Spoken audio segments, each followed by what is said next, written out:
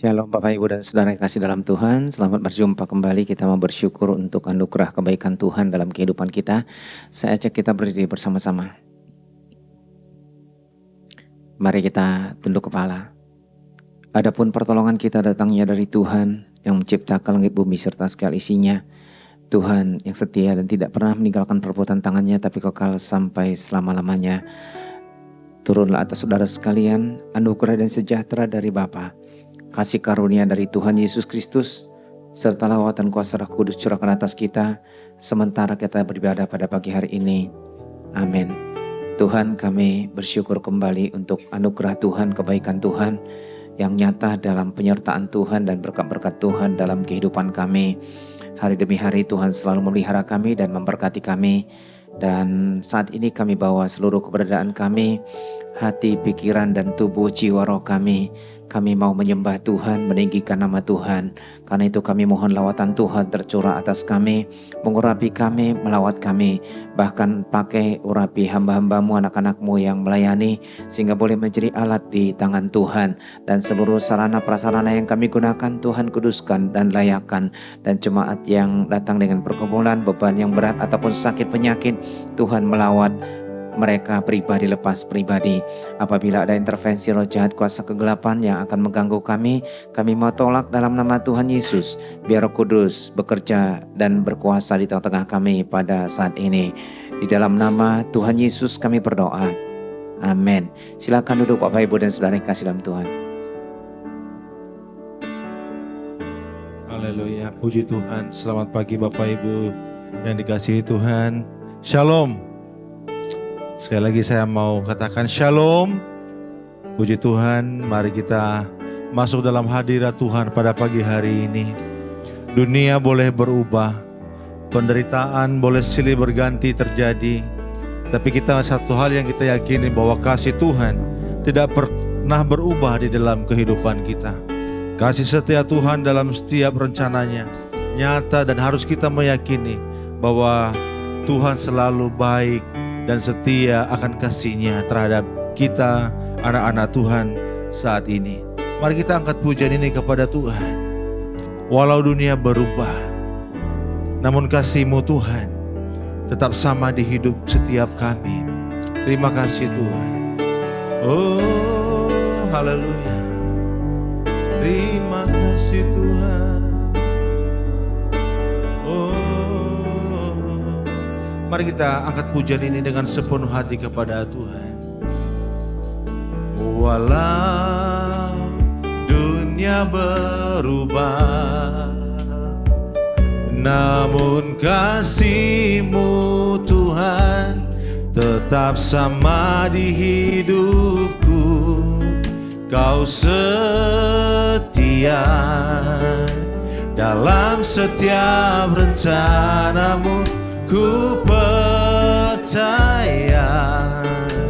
hidupku dalam tangan-Mu.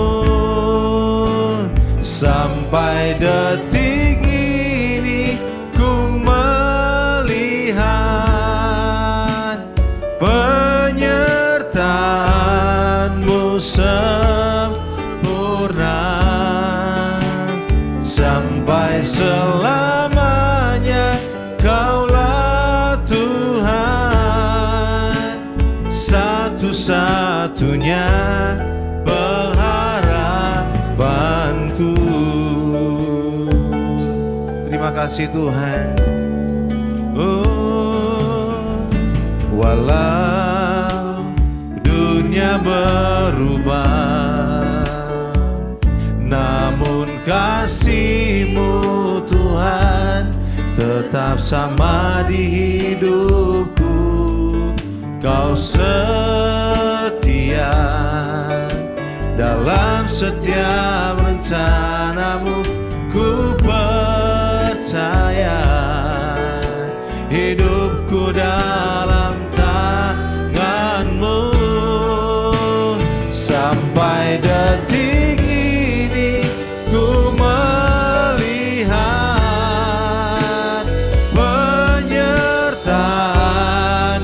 sempurna sampai selamanya.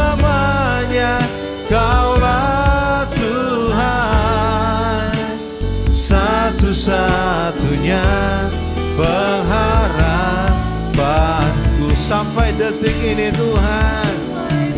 Oh, ku melihat penyertaan-Mu sempurna sampai selamanya. Kaulah Tuhan, satu-satunya pengharapanku. Bapak Ibu jemaat, saya undang sekali lagi untuk bangkit berdiri. Mari kita angkat pujian ini dengan sepenuh hati kita kepada Tuhan. Ya Tuhan, oh, namun kasih betul Tuhan tetap sampai di hidupku. Kau setia dalam setiap rencana-Mu. Ku percaya hidupku dalam tangan. Katakan sampai detik ini, sampai detik ini ku melihat penyertaan-Mu sempurna sampai selamanya. Kaulah Tuhan, satu-satunya pengharapan. Katakan sampai detik ini, sampai detik ini ku melihat penyertaan-Mu sempurna sampai selamanya. Terima kasih Tuhan, Kaulah Tuhan, satu-satunya pengharapan, satu-satunya pengharapan kami, satu-satunya pengharapan, satu-satunya pengharapanku. Haleluya. Terima kasih Tuhan. Sampai detik ini kami boleh ada Tuhan, karena penyertaan Tuhan yang sempurna bagi setiap kami. Sampai selamanya Engkaulah Tuhan yang menjadi pengharapan kami. Terima kasih Tuhan. Kami bersyukur memiliki-Mu Tuhan. Kami bersyukur memiliki Engkau Allah yang setia bagi kami. Dunia boleh berguncang, geopolitik boleh terjadi, ketidakpastian boleh kami alami. Namun satu hal, kami yakini bahwa penyertaan dan kasih setia Tuhan nyata bagi kami. Terima kasih Tuhan, Engkau tidak membiarkan kami. Engkau selalu beserta bagi kami Tuhan.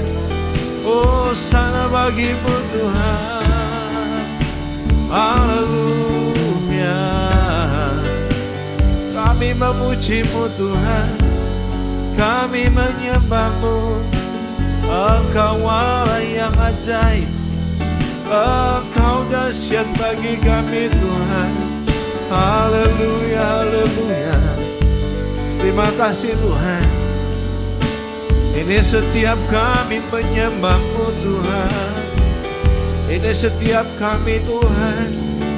Hati pikiran kami persembahkan bagi-Mu Tuhan. Kami mau menyembah-Mu, Allah yang mulia, Allah yang kudus. Terpujilah Engkau Tuhan, Engkau mulia, Engkau Allah yang agung. Kami tinggikan Engkau Tuhan. Terima kasih Tuhan, terima kasih Yesus. Terima kasih Tuhan, terima kasih Yesus. Kau sungguh baik bagi kami Tuhan. Ini hati kami menyembah memuji-Mu Tuhan. Terima kasih Yesus. Terima kasih Tuhan.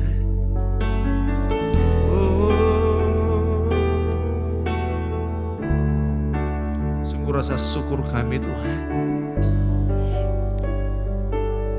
Ungkapan syukur kami yang terus menerus kami naikkan di hadapan Tuhan. Karena sujud kami pun, berapapun kami melakukan ucapan-ucapan syukur, tidak dapat mengukur kasih setia Tuhan yang telah Engkau berikan bagi kami. Terima kasih Tuhan. Hanya hidup dan persembahan syukur, luapan syukur dari hati kami yang boleh kami berikan Tuhan. Kami bersyukur, terima kasih untuk setia Tuhan bagi kami. Sampai detik ini Tuhan, kami boleh merasakan penyertaan Tuhan. Sebagaimana pujian ini mengatakan, penyertaan Tuhan sempurna bagi kami. Engkau Allah selama-lamanya bagi kami, selama-lamanya yang menjadi pengharapan kami. Mari Bapak Ibu, rasakan Tuhan dalam ibadah kita pada pagi hari ini. Rasakan jamahan dan pengurapan Tuhan. Biarlah Tuhan boleh hadir di tengah-tengah kita. Biarlah Tuhan hadir dalam hidup kita. Mari kita rasakan kehadiran Tuhan. Meyakini bahwa kasih setia Tuhan begitu nyata. Kasih dan kebaikan Tuhan, penyertaan Tuhan nyata betul itu oleh ada dalam hidup kita. Kami bersyukur Tuhan. Terima kasih Yesus. Ini hidup kami. Ini penyembahan kami bagimu Tuhan. Yang bisa kami berikan Tuhan. Terima kasih. Oh haleluya. Haleluya, haleluya. Terima kasih Tuhan. Terima kasih Yesus. Terima kasih Bapa. Terima kasih. Mari Bapak Ibu jemaat, sekali lagi saya mau mengajak kita menyanyikan ref pada lagu ini. Katakan sampai detik ini. Sampai detik ini ku melihat penyertaan-Mu. Katakan sampai selamanya. Sampai selamanya Kaulah Tuhan, satu-satunya penghargaan. Saya rindu jemaat Tuhan saja yang menyanyikan sama-sama. Ini luapan hati jemaat-Mu Tuhan. Naikkan syukur, meyakini penyertaan Tuhan yang sempurna. Oh, terima kasih Tuhan. Ya Yesus. Benar Tuhan. Ya Yesus. Katakan satu-satunya pengharapan. Satu-satunya pengharapan. Sekali lagi katakan Bapak Ibu. Satu-satunya. Satu-satunya pengharapan. Ku beri kemuliaan yang meriah kepada Tuhan. Terima kasih Tuhan. Terima kasih Bapa. Engkau Allah kami yang kami tinggikan. Satu-satunya dan selamanya yang menjadi pengharapan kami. Terima kasih Tuhan. Kami terus beribadah dan mau memuji, bersorak bagi Tuhan. Biarlah segala hormat, pujian, kemuliaan kami kembalikan bagi Tuhan. Di dalam nama Tuhan Yesus kami berdoa dalam nama Tuhan Yesus. Sama-sama katakan amin. Bapak Ibu, saya mau mengundang kita tetap berdiri. Kita mau bersukacita pada pagi hari ini. Kita mau mengatakan bahwa Tuhan Yesus itu baik. Amin. Yesus baik, amin. Puji Tuhan. Mari kita angkat pujian ini kepada Tuhan dengan penuh sukacita. Mari kita katakan Dia baik bagiku. Haleluya. Mari kita bertepuk tangan, bersorak, bersukacita bersama-sama. Oh, oh, oh.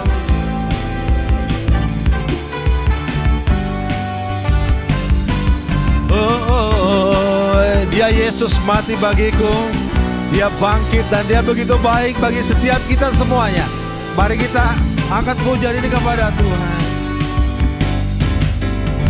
Dia mati bagiku, Dia bangkit bagiku. Dia Tuhan Allah penyelamatku. kuasa maut dikalahkan, hidupku dipulihkan. Ya Tuhan Allah kemenanganku. Katakan bersama, Dia sungguh baik, Dia sangat baik. Yesus, Dia baik bagi.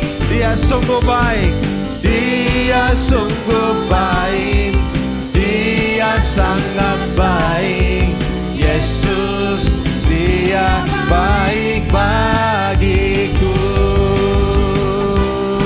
Haleluya.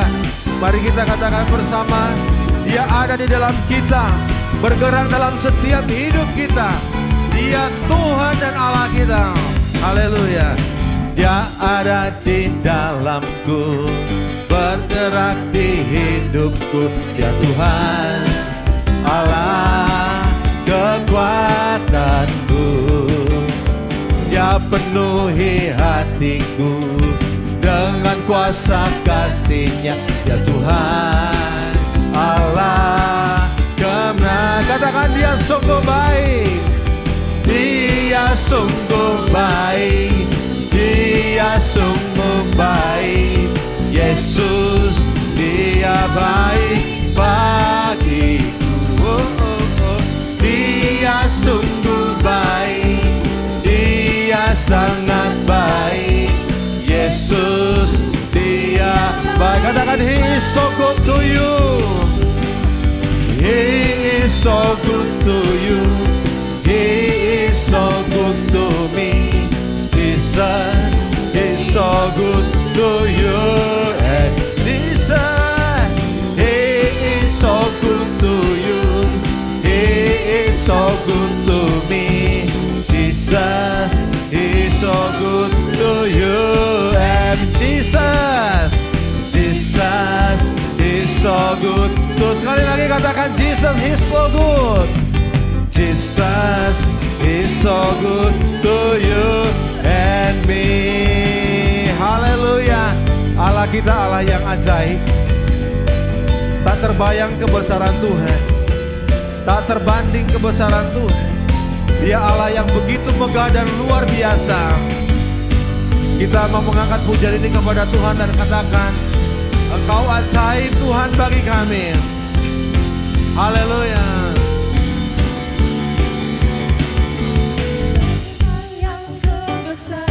Dan tak terbanding kekuatan-Mu Tuhan, Dia megah bagiku. Haleluya. Segenap jiwa dan pengharapan aku serahkan untuk rencana-Mu Tuhan. Kau Raja atasku, hanya Kau yang layak ditinggikan. Katakan, ajaib Kau Tuhan, ajaib Kau Tuhan, agung dan perkasa, Allah sumber kemenanganku, layak berkuasa, memerintah selamanya. Yesus, Kaulah Raja mulia. Katakan bersama-sama, tak terbayang kebesaran-Mu Tuhan.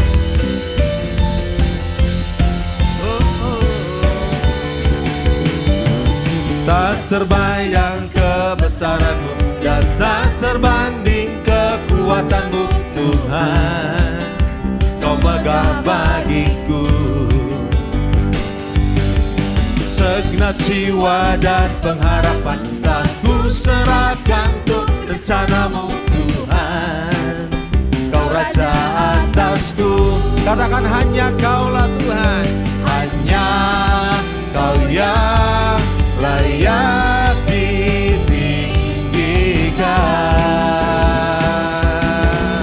Oh, ajaib Kau Tuhan, ajaib Tuhan, agung dan perkasa, Allah sumber kemenangan.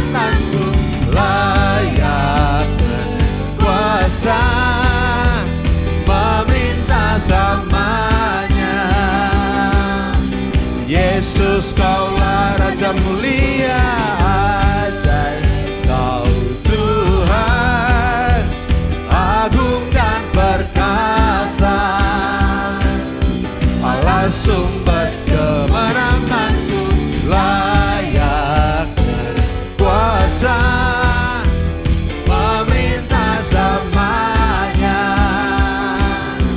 Yesus Kaulah Raja mulia, Yesus Kaulah Raja mulia. Bapak Ibu silakan duduk kembali, Bapak Ibu sekalian. Puji Tuhan. Haleluya. Dia Allah penebus kita. Kita masih terus mengangkat pujian ini kepada Tuhan.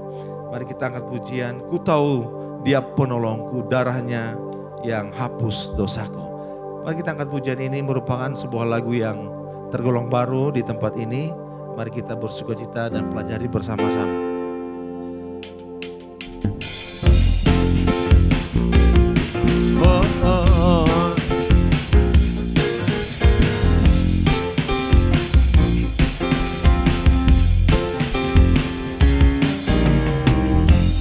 Tahu Dia penolongku, darahnya tebus dosaku.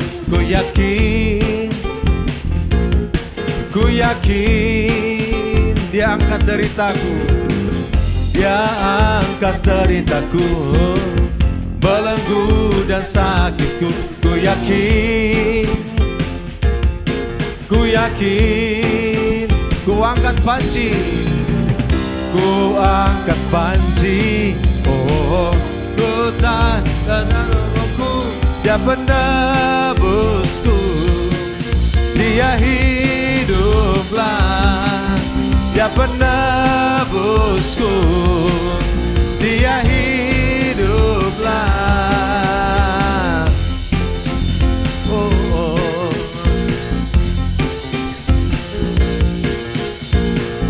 Mari katakan bersama-sama, aku tahu Dia penolongku.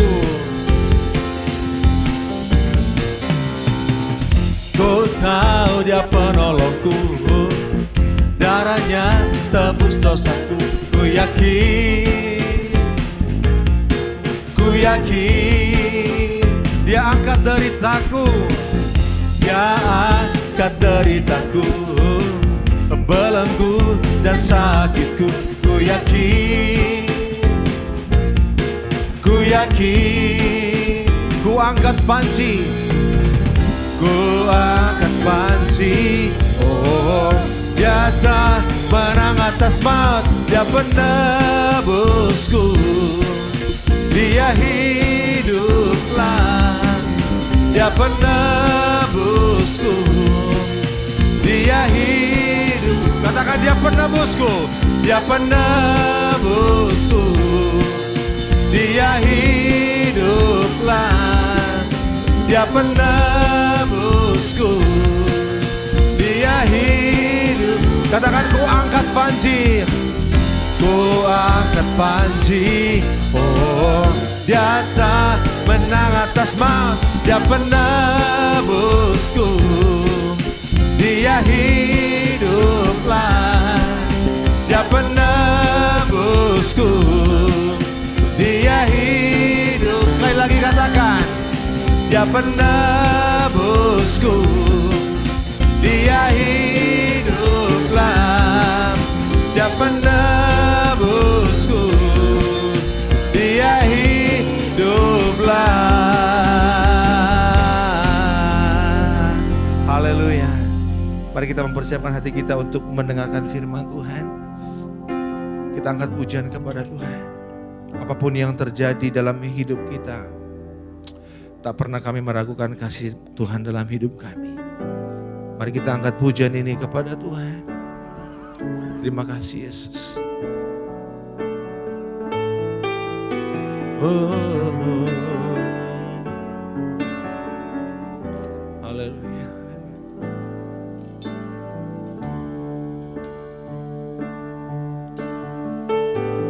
Ya Yesus.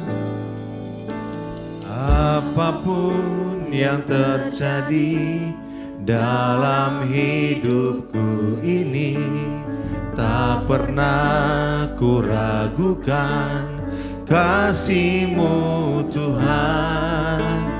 Lewat gunung yang tinggi, dalam lembah yang kelam, tak pernah ku ragukan janji-Mu Tuhan. Kau berfirman dan sembuhkanku, Kau bersabda dan selamatkanku. Tiada yang mustahil bagimu, Yesus, ku percaya padamu.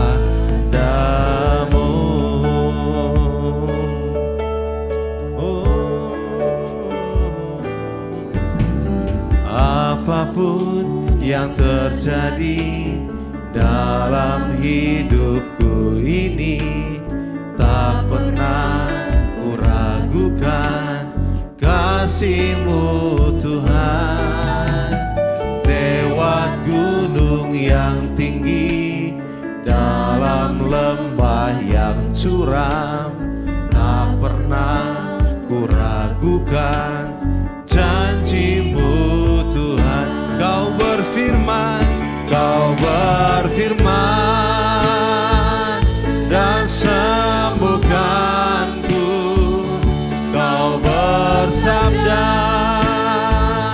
dan selamatkanku. Tiada yang mustahil bagimu, Yesus, ku percaya. Jemaat saya undang bangkit berdiri. Kau berfirman dan sembuhkanku. Kau bersabda, saya serahkan kepada hamba-Nya, dan selamatkanku. Tiada yang mustahil bagimu, Yesus, ku percaya padamu. Kau berfirman dan sembuhkanku. Kau bersabda dan selamatkanku. Tiada yang mustahil bagimu, Yesus, ku percaya padamu.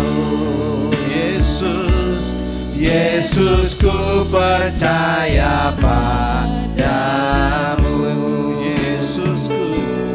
Yesus, ku percaya padamu.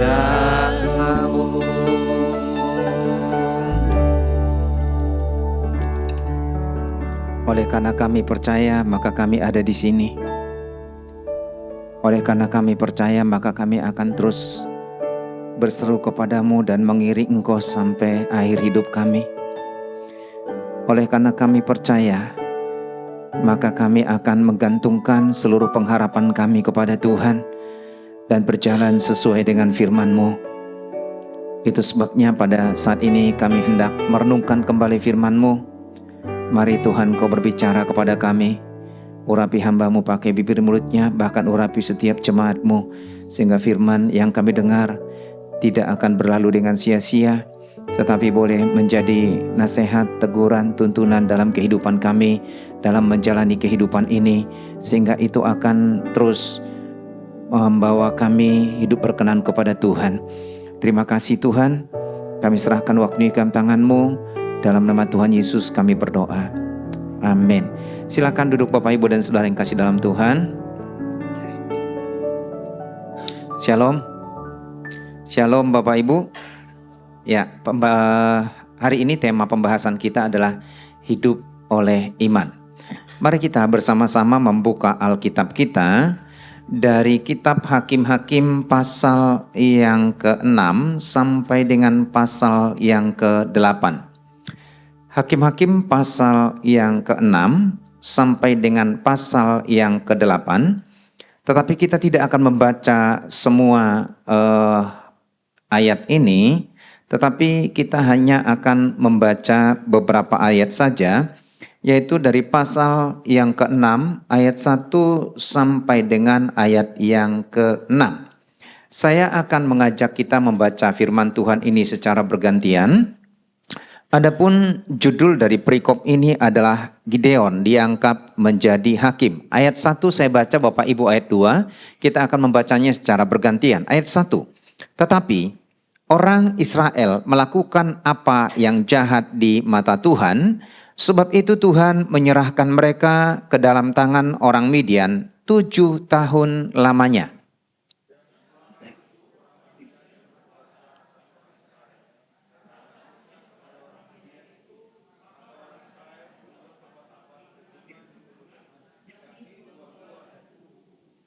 Setiap kali orang Israel selesai menabur, datanglah orang Midian, orang Amalek, dan orang-orang dari sebelah timur, lalu maju mendatangi mereka.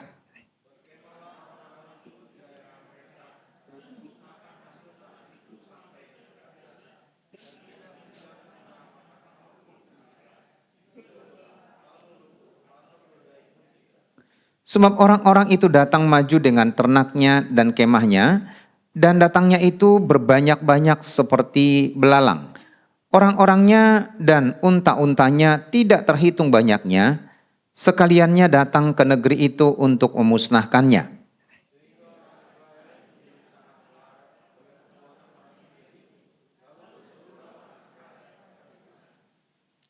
Oke, terima kasih.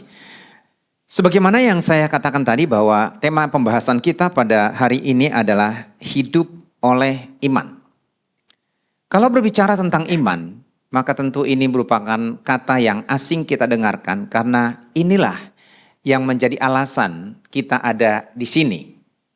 Kita datang bergereja, kita memuji Tuhan, kita berdoa, kita melakukan aktivitas kita dalam hidup kita sehari-hari, itu selalu didasarkan kepada iman. Itu sebabnya penulis Ibrani dalam Ibrani pasal 11 ayat 1 berkata, iman adalah dasar dari segala sesuatu yang kita harapkan.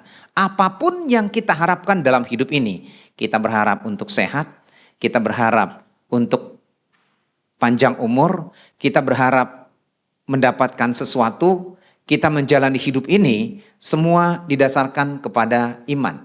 Sebab kalau bukan didasarkan kepada iman, maka kita tidak akan pernah memiliki arah yang tepat dan tujuan yang pasti dalam perjalanan hidup kita. Dan kita juga melangkah tanpa pengharapan. Itu sebabnya penulis Ibrani mengatakan, iman adalah dasar dari segala sesuatu yang kita harapkan dan bukti dari segala sesuatu yang tidak kita lihat. Jadi, walaupun kita belum melihat, walaupun kita belum meraba, walaupun kita belum menyaksikan, tetapi kita percaya karena kita punya iman.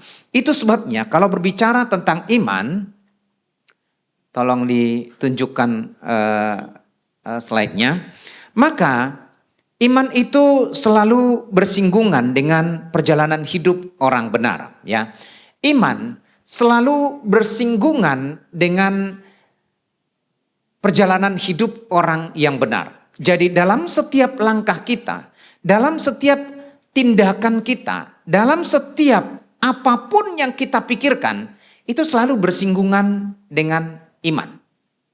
Ya, karena ketika kita melangkah, maka ada pertimbangan-pertimbangan yang kita buat. Itu sebabnya iman itu menyentuh seluruh dimensi kehidupan kita. Ya, iman itu menyentuh seluruh dimensi kehidupan kita. Antara lain, yang pertama, bagaimana cara kita menilai atau memandang hidup ini, itu dipengaruhi oleh iman kita. Orang memandang hidup, kalau didasarkan kepada iman, maka mereka akan percaya bahwa mereka hidup pada saat ini, mereka juga melangkah untuk meraih masa depan mereka, mereka juga punya mimpi dalam hidup mereka. Itu didasarkan kepada iman, sehingga segala sesuatu yang mereka lakukan dalam hidup mereka itu berorientasi kepada nilai-nilai yang dibangun oleh iman, sehingga setiap yang mereka punya, yang mereka raih, yang mereka jalani itu selalu didasarkan kepada nilai iman yang tertanam dalam diri mereka. Itu sebabnya mereka akan terus menghargai setiap hidup mereka, setiap kesempatan yang mereka punya, setiap apapun yang mereka raih itu didasarkan kepada nilai-nilai iman. Yang kedua, kalau iman itu menyentuh seluruh dimensi hidup kita, maka kita akan melihat bagaimana cara kita, cara seseorang menilai hidup ini. Apa sebenarnya hidup ini? Bagaimana kita menjalani hidup ini? Dan nilai hidup ini dilihat dari kacamata iman, artinya bahwa Tuhan menciptakan kita. Tuhan berproteksi dalam kehidupan kita. Dan setiap langkah kehidupan kita, itu kita akan menilainya didasarkan kepada sudut pandang dari kacamata firman Tuhan. Dan kemudian kalau iman itu menyentuh seluruh nilai hidup kita, dimensi hidup kita, maka apapun yang kita hadapi dalam hidup kita itu selalu dihadapi dengan iman. Masalah, tantangan, pergumulan, berkat, apapun itu selalu dilihat, dipandang dari sudut iman. Contoh misalnya gini. Ketika kita diberkati oleh Tuhan, maka kita akan meyakini bahwa apapun yang saya dapatkan, apapun yang saya raih, apapun yang saya miliki pada saat ini, itu semata-mata oleh karena berkat Tuhan, kemurahan Tuhan, pertolongan Tuhan, kebaikan Tuhan. Dan sesungguhnya saya tidak layak dan tidak pantas untuk mendapatkannya, tetapi justru karena kasih Tuhan, karena kebaikan Tuhan, maka semuanya itu dapat saya miliki. Sebaliknya, ketika kita mengalami pergumulan, ketika kita mengalami masalah, ketika kita malah mengalami sakit penyakit, maka kita percaya bahwa tidak ada satu perkara pun dalam hidup kita yang terjadi tanpa seizin Tuhan. Dan di balik semua peristiwa, di balik semua kejadian, di balik semua pengalaman-pengalaman yang terjadi dalam kehidupan kita, maka Tuhan punya rencana di balik itu, walau kadang-kadang kita tidak memahaminya. Tetapi kalau orang tidak mendasarkan itu, didasarkan kepada iman, maka mereka akan terus mengeluh, mereka akan terus menggerutu, mereka akan terus mencari kambing hitam. Bahkan tidak jarang mereka akan menyalahkan Tuhan dalam kehidupan mereka. Tetapi justru karena kita hidup di dalam iman dan seluruh area dimensi kehidupan kita bersinggungan dengan iman, maka kita akan menghadapi segala sesuatunya itu didasarkan kepada iman. Oleh karena itu, dalam perjalanan kehidupan kita, maka hidup oleh iman itu berarti kita berjalan dalam kebenaran dan taat kepada firman Tuhan, karena segala sesuatu didasarkan kepada keyakinan dan tuntunan firman Tuhan dalam kehidupan kita. Nah, Bapak Ibu dan Saudara kekasih dalam Tuhan, pada kesempatan ini dalam pembacaan kita, saya mengambil perikop perjalanan hidup dari Gideon. Sebelum dipimpin oleh seorang raja, maka Tuhan memilih dan Tuhan menunjuk seorang pemimpin bagi orang Israel, yaitu seorang imam. Mereka adalah orang yang dipilih oleh Tuhan, bukan saja memimpin secara politis, tetapi juga secara rohani. Jadi bukan saja memimpin dalam konteks pemerintahan dan kepemimpinan struktural, tetapi juga mereka memimpin bangsa Israel dalam konteks rohani. Jadi kalau mereka mau hidup benar di hadapan Tuhan, maka itu ditentukan oleh seorang hakim. Tetapi kalau kita memperhatikan bahwa perjalanan kehidupan bangsa Israel oleh karena memang ditentukan oleh kepemimpinan seorang hakim, maka hidup mereka, bahagia mereka, kesuksesan mereka, kehancuran hidup mereka juga dipengaruhi oleh seorang hakim.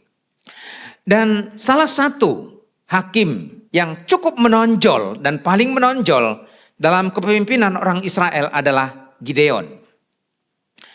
Kalau kita menganalisa pembacaan kita tadi, di sini dikatakan dalam ayat 1. Tetapi orang Israel melakukan apa yang jahat di mata Tuhan. Sebab itu Tuhan menyerahkan mereka ke dalam tangan orang Midian 7 tahun lamanya. Tetapi saya mau balik firman ini. Saya balik, bukan saya mau memutar balik kebenaran firman Tuhan, tetapi memutar balik fakta dalam perjalanan hidup orang Israel.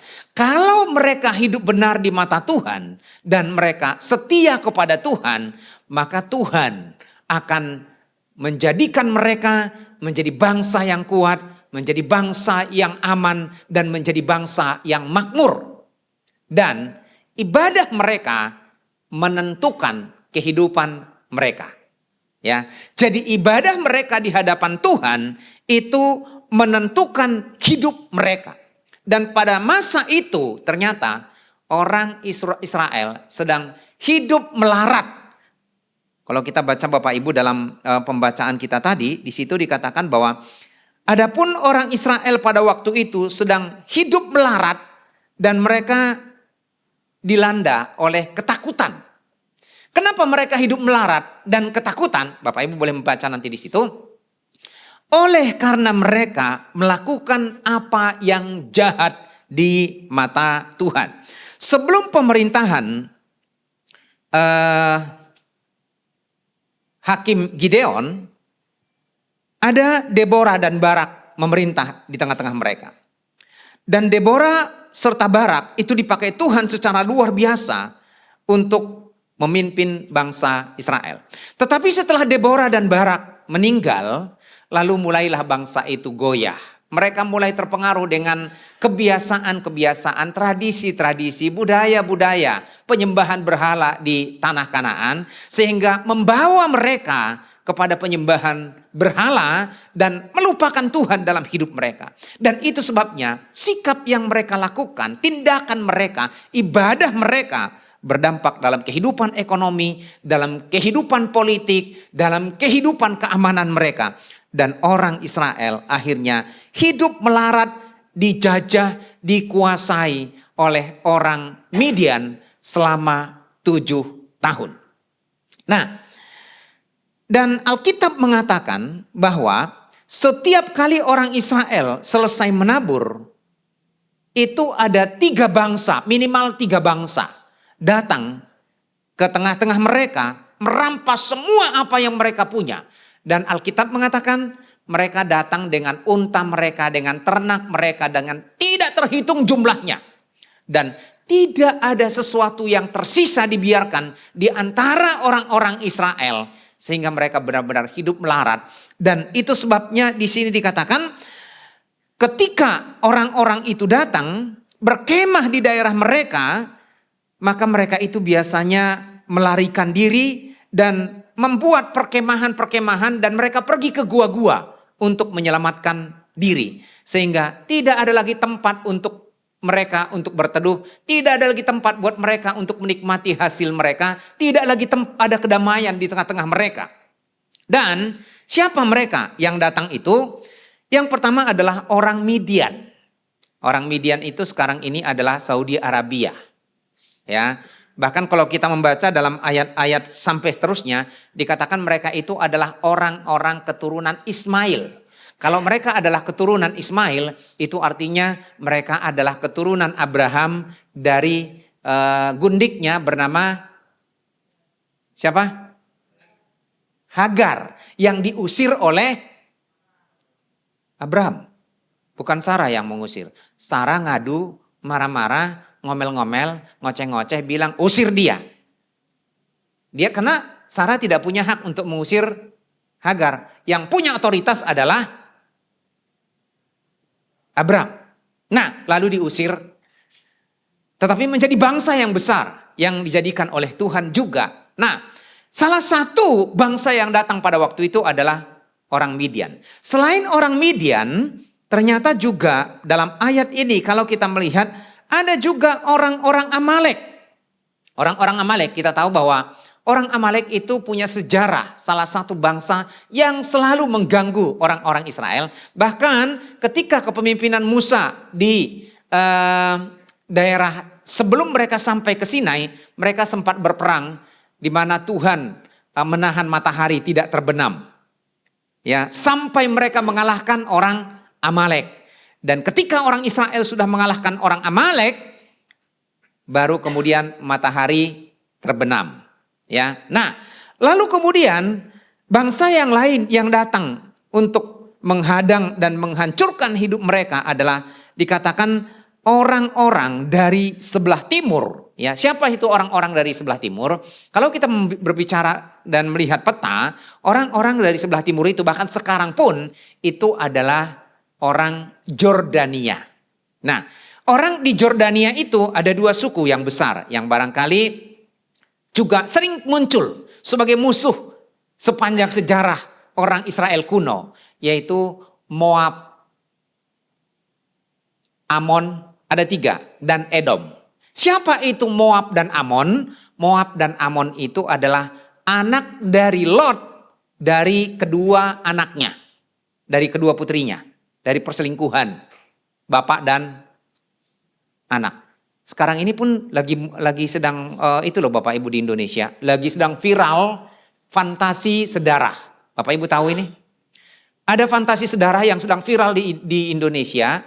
Jadi ada orang-orang yang sudah rusak moralnya, rusak otaknya, rusak pikirannya. Itu mereka melakukan kejahatan kepada adiknya, kepada kakaknya, memperkosa ibunya dan lain sebagainya. Jadi mereka punya kumpulan di Facebook, di Telegram, itu fantasi sedarah. Mereka merasa mengejar kenikmatan dari orang-orang terdekat mereka. Dari bapaknya, ibunya, anaknya, dengan adiknya, kakaknya. Dan itu sesuatu yang sangat menjijikkan. Dan pada waktu itu ternyata sudah ada zaman Lot. Di mana kedua putrinya, karena mereka lari. Oleh karena Tuhan menunggang-langgakan Sodom dan Gomora, mereka Tuhan katakan tinggalkan negeri itu. Tapi istri Lot kemudian menoleh ke belakang menjadi tiang garam. Dan mereka tinggal di gunung, nggak ada cowok yang naksir mereka. Sehingga mereka nekat, mereka bilang kalau kita begini-begini aja. Jadi ini sebenarnya wanita yang sudah patah hati, wanita yang tidak punya pengharapan, wanita yang tidak lagi punya masa depan. Lalu kemudian bilang gini, kalau kayak gini kita tidak punya keturunan. Ya udah, baiklah kita memberikan ayah kita mabok. Lalu mereka memperkosa ayahnya. Konyol Bapak Ibu. Punya anak Amon dan Moab. Lalu siapa itu Edom? Edom itu adalah keturunan Esau. Jadi ini ternyata saudara-saudara juga Bapak Ibu.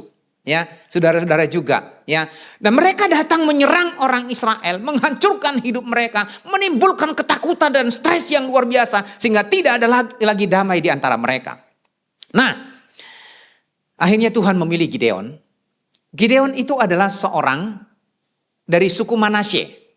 Ketika malaikat Tuhan menampakkan kepada dia, dia mengatakan bahwa, hai engkau seorang yang gagah perkasa, pergilah menyelamatkan orang Israel dari orang Amalek dan orang-orang yang telah membuat umatku menderita. Lalu dia berkata, enggak mungkinlah Tuhan. Kaumku itu dari yang terkecil dari suku Manasye. Jadi mereka itu adalah orang Ebiezer, punya kaum. Jadi kan ada suku, ada kaum. Ya mungkin ada kelompok-kelompok gitu kan. Kayak misalnya suku Jawa. Lalu kemudian ada kaum-kaumnya. Ya kayaknya nggak punya kaum ya kalau Jawa. Mungkin Batak lebih tepat kali ya. Suku Batak, lalu ada kaumnya. Ada kaum ini, ada kaum ini. Kayak kami ada Parna 57 marga gitu. Ya. Nah dia katakan dia dari yang terkecil. Dari suku Manasye. Dan itu tidak mungkin terjadi dalam kehidupannya. Bagaimana mungkin itu terjadi? Tetapi justru kita melihat bahwa Tuhan memanggil dia. Itu artinya bahwa Tuhan mau memakai dia. Dan Tuhan berjanji 2 kali dikatakan, aku akan menyertai engkau. Dan jikalau Tuhan menyertai, maka Tuhan akan berkati, Tuhan akan pakai, Tuhan akan menyatakan kuasanya. Tetapi di sini dibutuhkan iman. Dibutuhkan keyakinan. Dan bagaimana Gideon meresponi hal ini? Dan bagaimana kemudian kita belajar dari apa yang terjadi dengan kehidupan Gideon? Saya mengajak kita Bapak Ibu merenungkan Paling tidak ada 5 poin. Wah, panjang ini. 5 poin. Bagaimana kita dapat menjalani hidup oleh iman melalui perikop ini. Bagaimana kita menjalani hidup oleh iman melalui kisah ini. Yang pertama, ternyata iman bertumbuh melalui proses. Ya, iman bertumbuh melalui proses. Sorry, saya maju dulu ya Bapak Ibu. Iman bertumbuh melalui proses. Kenapa saya berkata proses? Kita melihat apa yang dialami oleh Gideon. Gideon itu hidup dari seorang petani. Dia bukan seorang berpendidikan, bukan dari kalangan terpandang, bukan juga orang kalangan terdidik. Tapi seorang petani. Bisa kita bayangkan, Bapak Ibu mungkin tidak bisa membayangkan seorang petani. Kalau saya membayangkan kehidupan petani. Mereka hanya ahli dalam bercocok tanam. Mereka tahu punya cangkul, punya golok, punya arit. Itu doang. Kalau dalam berperang, dalam memimpin, ya mungkin kelompok kecil bisa dipimpin gitu. Arisan Cimare-mare gitu kan. Itu pun sekampung kecil gitu. Itu bisa. Nggak punya kemampuan untuk itu. Ya. Kalau biasanya kan arisan Cimare-mare paling datang 30 orang. Oke lah, masih bisa jadi ketuanya.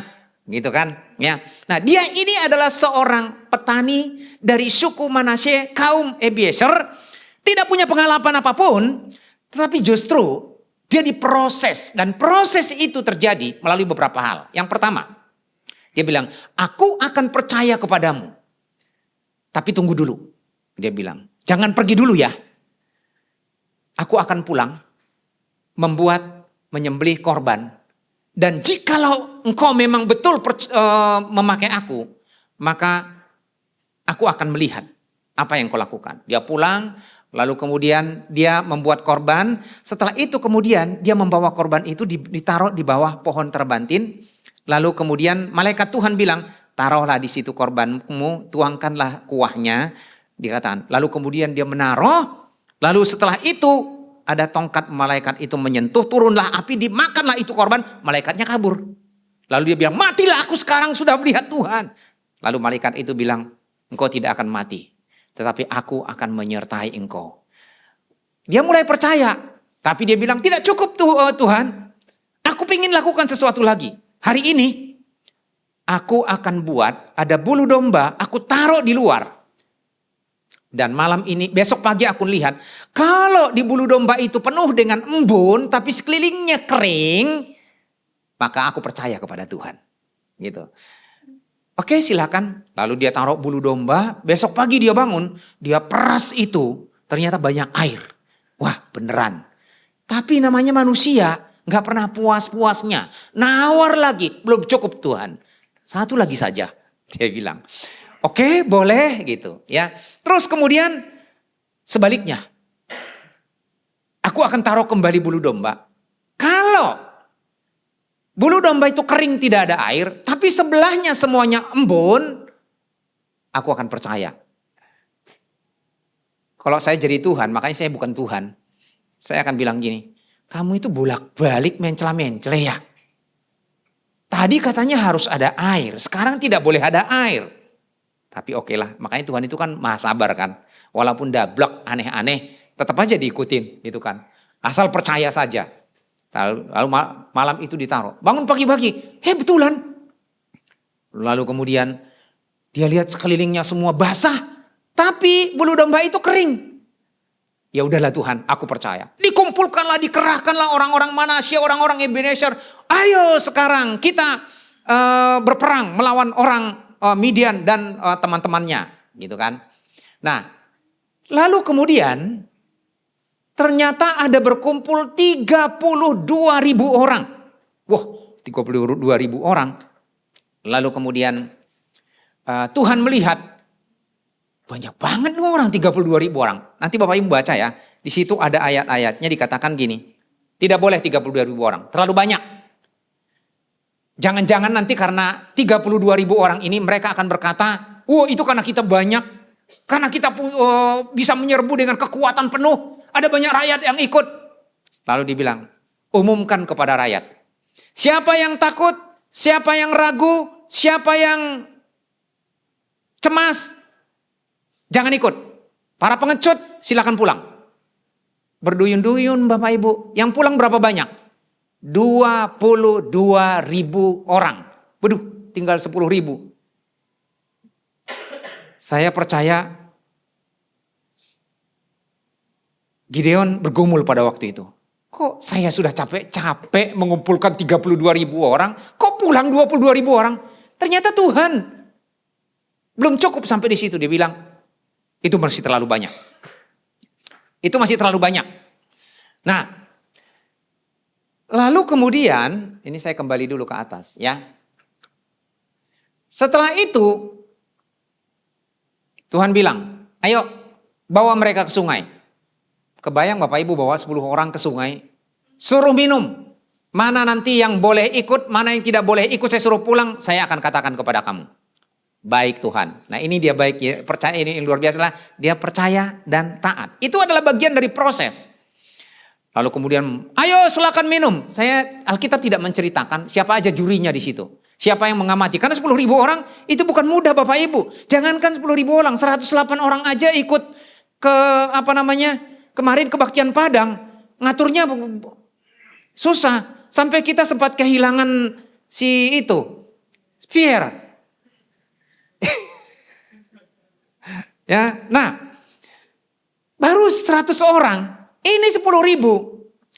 Katakan kenapa perlu juri? Ternyata Tuhan bilang gini, nanti yang minum kayak binatang, kayak anjing, langsung ke air, kan ada orang seperti itu kan, gitu, suruh ke satu tempat. Yang minum pakai tangan, pisahkan satu tempat. Ini ujian seleksi karakter dan moral. Benar nggak? Karakter binatang dan karakter manusia. Dalam seleksi bekerja pun seperti itu Bapak Ibu. Ya, dalam seleksi Tuhan pun seperti itu. Domba atau kambing. Iya. Domba bersama dengan Tuhan, kambingnya usir dari situ. Iya kan? Nah, makanya sebenarnya perjalanan iman kita itu juga ada seleksi. Siapa yang kuat, siapa yang setia akan bertahan sampai akhir. Nah ketika sudah minum, ternyata yang bermental hewan, karakter yang jelek, maaf saya pakai kata-kata itu ya. Dia bilang suruh pulang ini. 9.700 balik. Wah tinggal 300. Tuhan itu kan mereka jumlahnya gak bisa dihitung. Kita masih bisa dihitung 32.000 orang, 10.000 orang, sekarang 300 orang. Dan itu adalah proses menuju iman yang benar. Nah, jadi kalau kita melihat di sini, Gideon itu tidak langsung menjadi orang yang percaya, orang yang kuat, orang yang tangguh, orang yang hebat. Iman itu harus melalui proses menyenangkan ataupun yang tidak menyenangkan, ujian hidup, kegagalan, keberhasilan, kekecewaan dan lain sebagainya.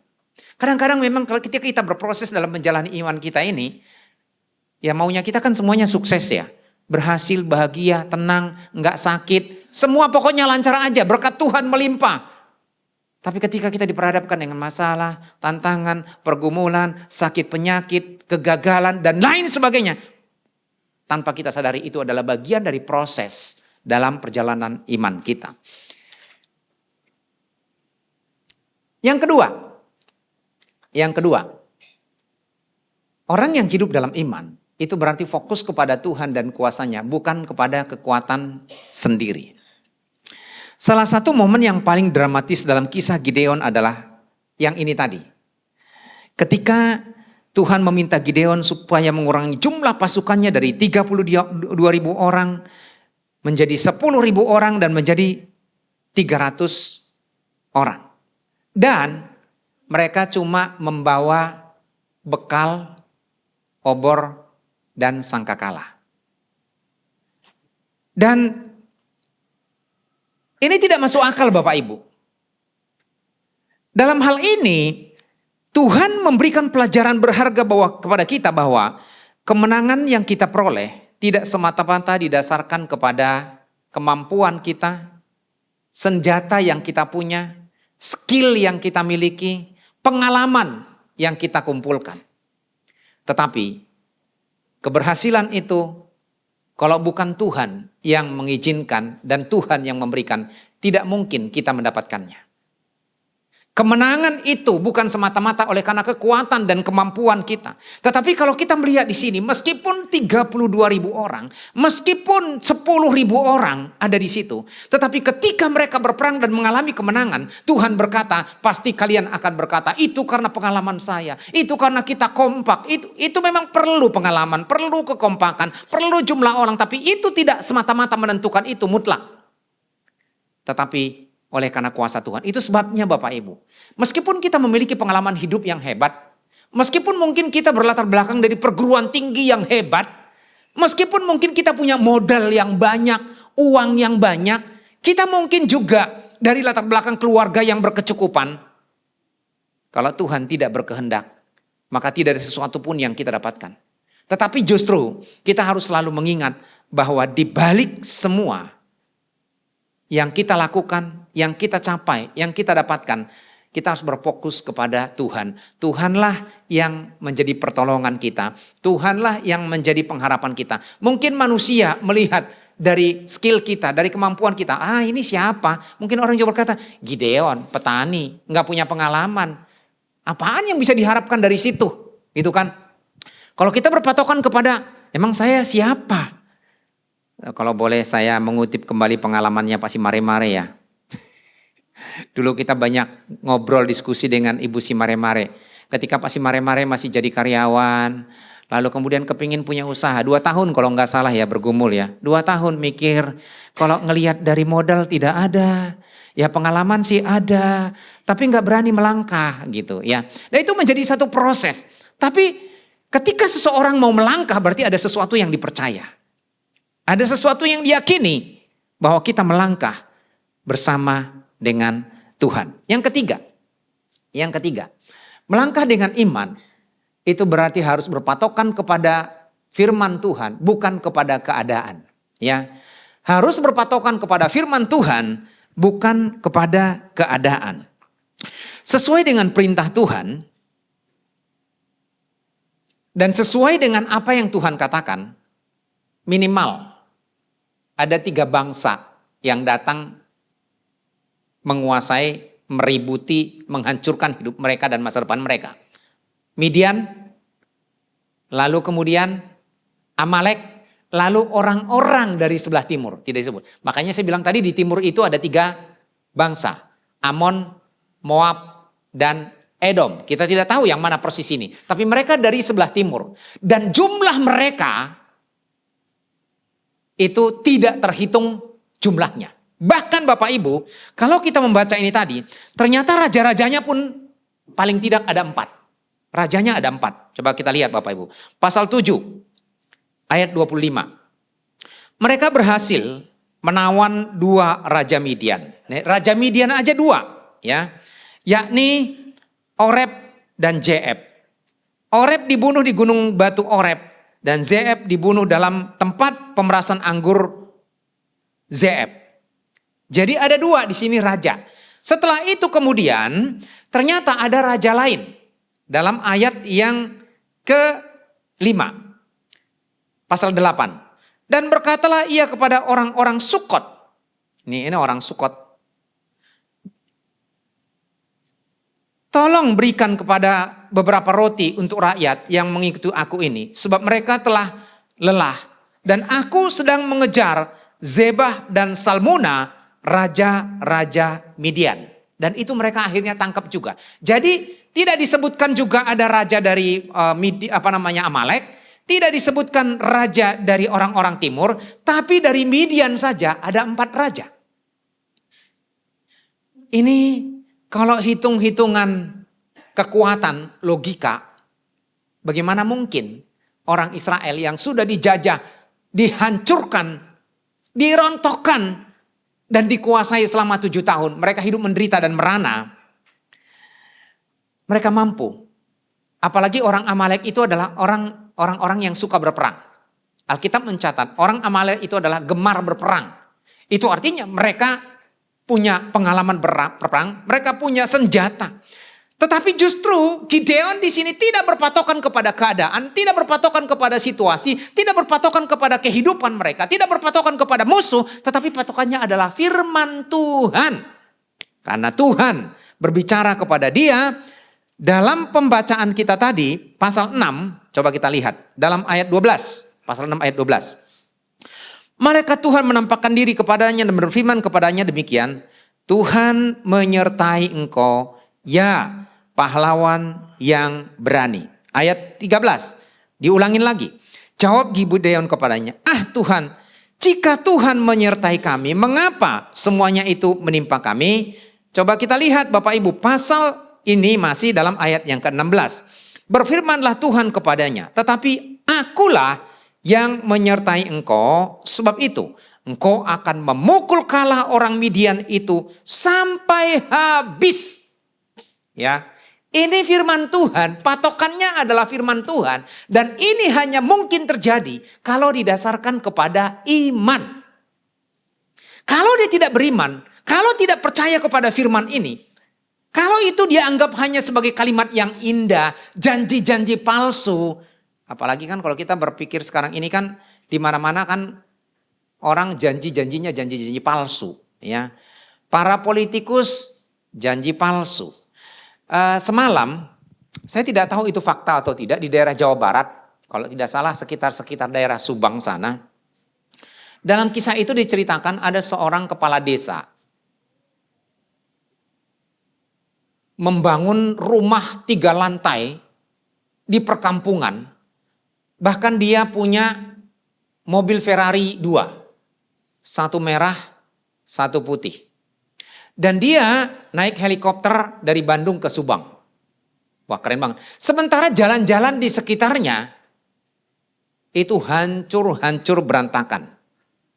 Nah, lalu kemudian apa yang terjadi? Akhirnya Gubernur Jawa Barat sidak.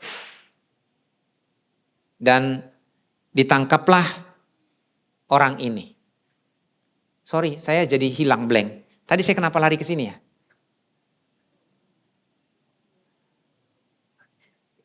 Bisa jadi blank.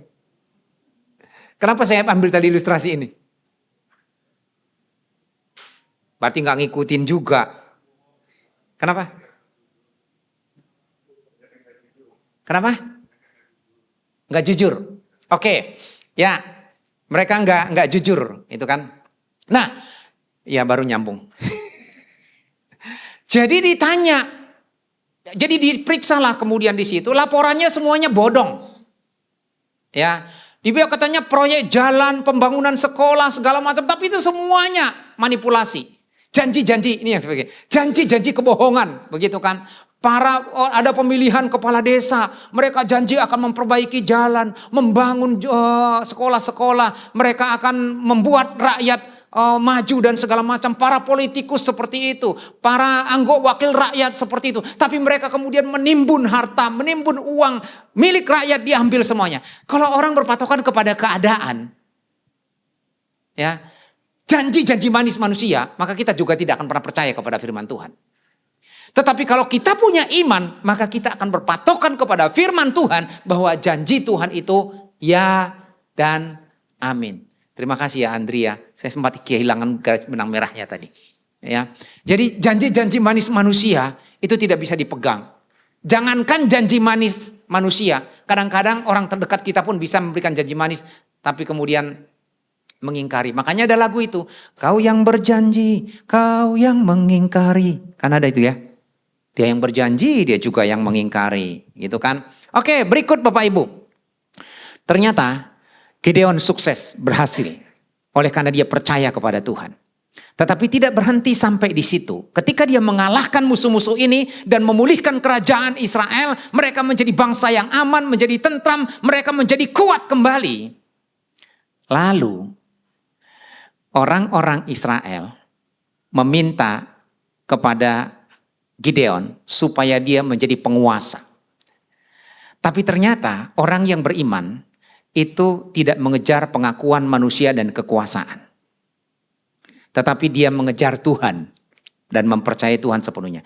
Jadi mereka berkata, kalau begitu baiklah engkau menjadi penguasa atas kami. Karena mereka sudah melihat Gideon punya power, Gideon punya kemampuan, dia dipakai Tuhan secara luar biasa. Tapi apa kata Gideon? Tidak. Tuhanlah yang menjadi penguasa atas kamu. Biasanya kan kalau orang sudah punya uang, yang dikejar apa? Kekuasaan. Kalau orang sudah punya kekuasaan, apa lagi? Maka suka-suka melakukan apapun untuk meraih apa yang diinginkan. Tapi ternyata Gideon tidak seperti itu. Dia tahu diri bahwa keberhasilan dia, kekuasaan yang dia punya itu adalah miliknya Tuhan. Dia tidak berhak untuk mendapatkan itu. Dia dengan kerendahan hati mengatakan saya tidak mau. Tetapi ada satu kesalahan yang dilakukan oleh Gideon. Ternyata dia terjebak dan berkompromi dengan dosa. Padahal hidup beriman itu tidak boleh berkompromi dengan dosa. Kita lihat dua contoh Bapak Ibu. Yang pertama, ketika Gideon, tantangan pertama yang diberikan Tuhan kepada Gideon pada saat dia dipanggil menjadi penguasa di Israel adalah supaya dia mendebang mezbah Baal ayahnya. Ya. Jadi kan waktu itu mereka sudah punya penyembahan berhala, termasuk ayahnya punya mezbah Baal. Lalu Tuhan memerintahkan kepada Gideon supaya malam ini engkau memotong seekor lembu, hancurkan itu mezbah ayahmu dan persembahkanlah korban kepada Tuhan di tempat itu juga. Itu artinya bahwa Tuhan benci dengan dosa. Tuhan tidak mau berkompromi dengan dosa. Tuhan mau kekudusan ditegakkan. Tuhan tidak menginginkan kehidupan Gideon juga ada racun yang akan menghancurkan hidupnya. Kadang-kadang kan orang menganggap itu kan punya bapak saya, gitu kan? Itu kan warisan, gitu kan? Saya masih ingat Bapak Ibu. Jadi saya mungkin pernah cerita. Jadi namanya orang tua selalu memikirkan apa yang terbaik buat anaknya. Karena ada keluarga yang jahat kepingin selalu mengganggu keluarga kami. Lalu bapak saya itu memberikan satu mantra kepada saya. Sebenarnya ada dua pernah dikasih bapak saya mantra. Mantra yang pertama itu adalah mengobati sakit gigi. Itu mantra yang pertama. Tapi sudah enggak ingat Bapak Ibu karena saya melepaskan diri dari itu. Mantra yang kedua adalah, jadi ada satu keluarga yang selalu berniat jahat kepada kita. Jadi bapak saya ini mempunyai ilmu banyak Bapak Ibu. Dan cincinnya itu aneh saya ngelihat. Tapi dikasih ke orang. Tapi ternyata orang itu pun gelisah. Sejak megang cincin itu orang itu gelisah. Gak pernah tenang hidupnya. Akhirnya dibuang sama dia. Nah, jadi dikasihlah saya mantra. Jadi mantranya ini adalah, jadi kalau keluarga yang jahat ini mau ketemu dengan saya, jadi saya harus tangkap rohnya dan saya kuasai. Jadi dia tidak lagi berniat jahat kepada saya. Itu doang maknanya. Dan saya pernah praktekkan itu dan berkali-kali Bapak Ibu. Dan saya akhirnya tidak pernah diganggu. Nah, ini kuasa kegelapan kan sebenarnya. Kita tidak mengandalkan Tuhan. Padahal sebenarnya kalau kita berpikir, itu kan yang baik. Kelihatannya kan mantra yang putih. Gak ada mantra putih, mantra hitam. Sama Bapak Ibu. Saya pernah diceritakan oleh Bapak Teddy. Ini Bapak Teddy sebagai saksi ini. Waktu itu saya kutip ya Pak Teddy ya. Ada pengalaman yang lalu pernah jatuh kan kecelakaannya. Lalu patah tangannya. Lalu pergi pengobatan, salah satu pengobatan di Pulau Gebang ya. Dan Pak Teddy cerita setiap malam jam 2 ada yang bekerja mengurut tangannya. Betul nggak? Kuasa kegelapan Bapak Ibu. Jadi kalau patah tulang jangan pergi ke situ. Ada depan-depannya itu namanya raja. Ya. Nah, jadi itu pakai kuasa kegelapan Bapak Ibu. Pak Teddy ngalamin jolok udah jam 2 pagi gitu, ada yang bunyi-bunyi, ada yang bergerak segala macam. Nah, waktu itu Pak Teddy kan masih belum sepenuhnya, masih setengah-setengah hati ya Pak Teddy ya. Ya. Nah, tuh dunia bisa mengelabui kita dengan berbagai macam. Bahkan saya pernah punya teman Bapak Ibu pendeta, mereka pergi ke Bali. lalu membeli souvenir dari Bali. Lalu karena bagus ditaruh di sudut rumahnya, di kaca gitu. Tapi sejak itu mereka keluarganya lalu ribut melulu. Ribut melulu, gak pernah ada ketenangan di rumah itu. Setelah berbulan-bulan Bapak Ibu kacau di rumah itu. Mereka mencoba introspeksi. Ini ada apa gitu? Kenapa kok ini bisa terjadi? Tadinya keluarga ini damai, gak pernah ribut, gak pernah berantem. Tapi kok kita berantem melulu gitu. Gak ada lagi damai. Mereka sadar Bapak Ibu. Ternyata setelah mereka menyadari, kok sejak pulang dari sono apa yang kita bawa? Benda itu. Lalu kemudian mereka bakar itu Bapak Ibu. Tapi saya tidak mengatakan semua harus dibakar ya. Ya Bapak Ibu, jangan nanti semua itu barang-barang dari souvenir dibakar, tidak seperti itu. Kalau ada yang kurang jelas nanti bisa ngobrol dengan saya. Nah, akhirnya itu dibakar. Dari sejak saat itu mereka akhirnya keluarganya kembali damai. Nah, kalau kegelapan bisa menggunakan alat apapun untuk menghancurkan iman kita.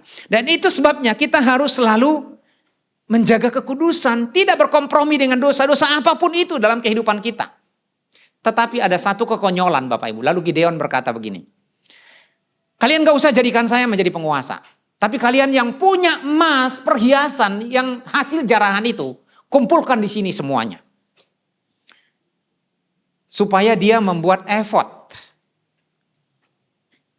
Bukan jefod ya. Efod. Apa itu efod? Dalam tradisi orang Israel ada jubah imam yang dipakai untuk mencari kehendak Tuhan melalui umim dan tumim. Urim, saya lupa namanya. Jadi untuk mencari kehendak Tuhan, ini kehendak Tuhan atau bukan gitu loh. Jadi pakai baju efod. Dan itu biasanya dari kain yang halus. Tapi kemudian Gideon membuatnya itu dari perhiasan emas. Ditempatkanlah di sana. Akhirnya apa yang terjadi? Orang Israel menyembah efod tersebut. Dan akhirnya mereka melakukan kekejian di mata Tuhan. Makanya hati-hati Bapak Ibu menggunakan simbol.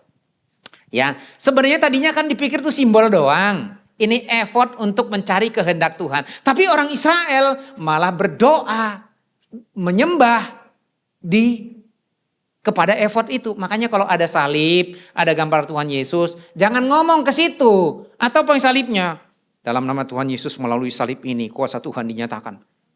Kok salibnya? Di hati kita dong ada Tuhan. Ada foto Tuhan Yesus lalu kita berdoa di situ Tuhan. Memang kertas itu Tuhan. Itu bisa jadi kayak effort itu.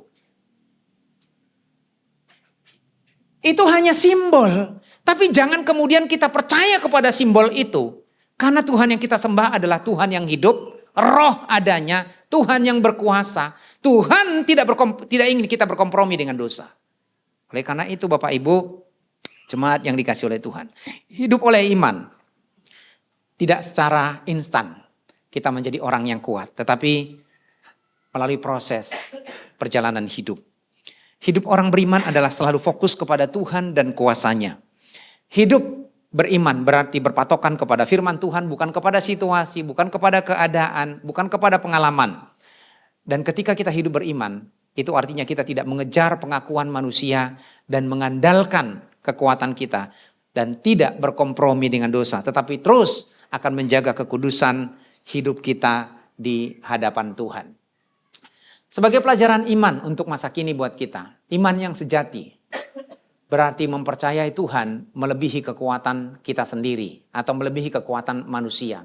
Iman menantang kita untuk terus bergantung kepada Tuhan, bukan kepada kemampuan manusia. Iman bertumbuh melalui ujian dan tantangan hidup. Dan iman selalu berorientasi kepada Tuhan, bukan kepada manusia ataupun kepentingan pribadi. Mari kita berdoa. Tuhan, kami bersyukur kembali kepadamu. Kami boleh belajar dari pengalaman kehidupan Gideon. Tatkala mungkin kami diperhadapkan dengan situasi yang sulit, bahkan kami merasa Tuhan itu terlalu jauh. Ternyata firman mengajar kami bahwa Tuhan peduli kepada kami. Dan Tuhan menghendaki supaya kami hidup beriman dan percaya kepada Tuhan. Meskipun kami harus melalui proses tantangan, pergumulan, situasi yang sulit. Tetapi kami akan terus mempercayai Tuhan, fokus kepada Tuhan dan firman-Mu. Bukan mengejar perkara duniawi, tapi mengejar perkenan Tuhan dalam kehidupan kami. Terima kasih Tuhan. Kau akan terus membimbing kami untuk berjalan dalam iman dan ketaatan kepada firman-Mu. Dalam nama Tuhan Yesus kami berdoa. Amin. Saya persilakan untuk pelayan perjamuan kudus maju ke depan.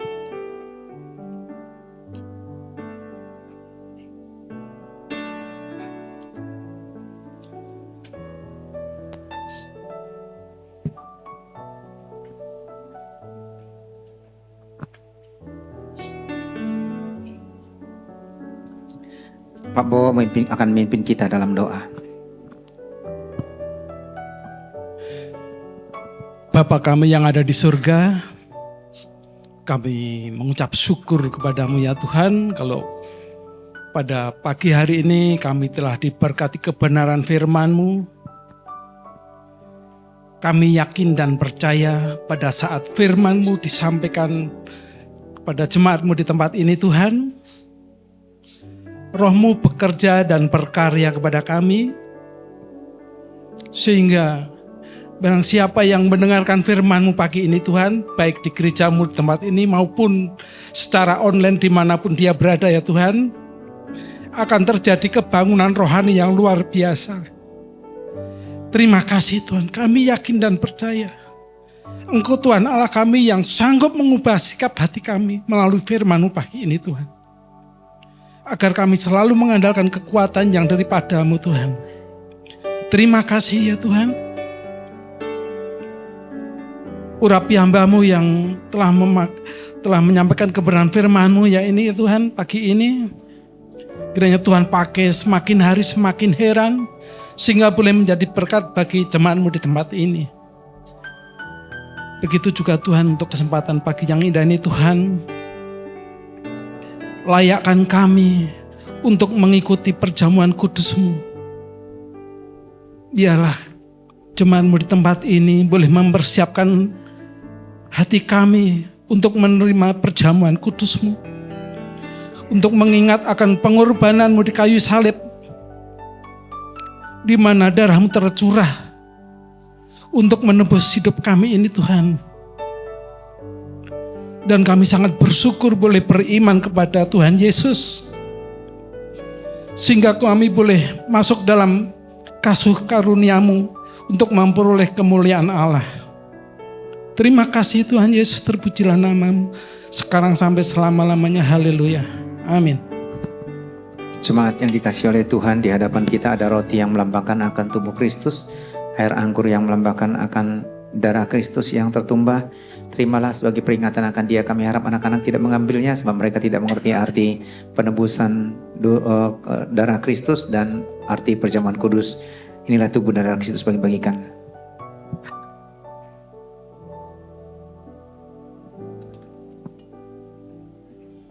Kita nyanyikan pujian Ku Hidup oleh anugerah-Mu.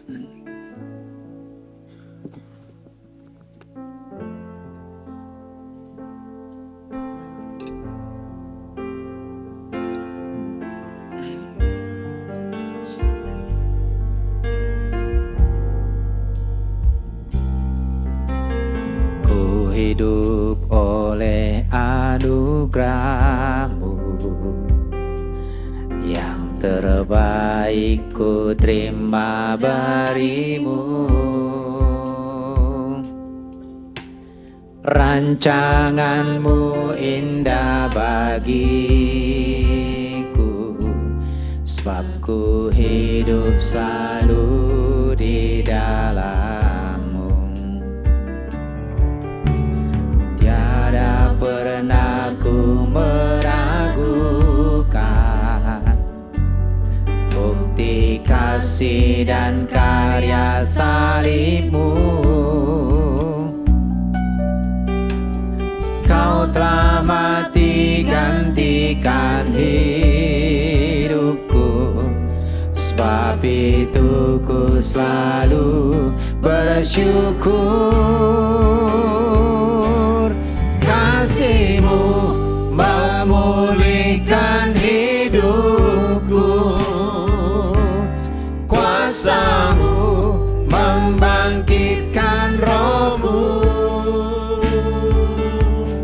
Darah-Mu telah tercurah Bagiku pengorbanan-Mu sempurna. Oleh anugerah-Mu.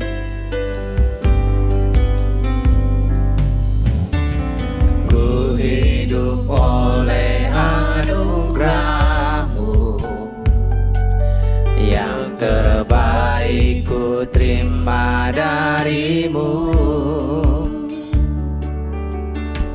Rancangan-Mu indah bagiku, sebab ku hidup selalu di dalam-Mu. Tiada pernah ku meragukan arti kasih dan karya salib-Mu. Mari kita berdiri bersama-sama. Kau telah mati gantikan hidupku, sebab itu ku selalu bersyukur. Kasih-Mu memulihkan hidupku, kuasa-Mu membangkitkan rohku. Darah-Mu telah tercurah bagiku, pengorbanan-Mu kasih-Mu, kasih-Mu memulihkan hidupku, kuasa-Mu membangkitkan rohku. Darah-Mu telah tercurah bagiku, pengorbanan-Mu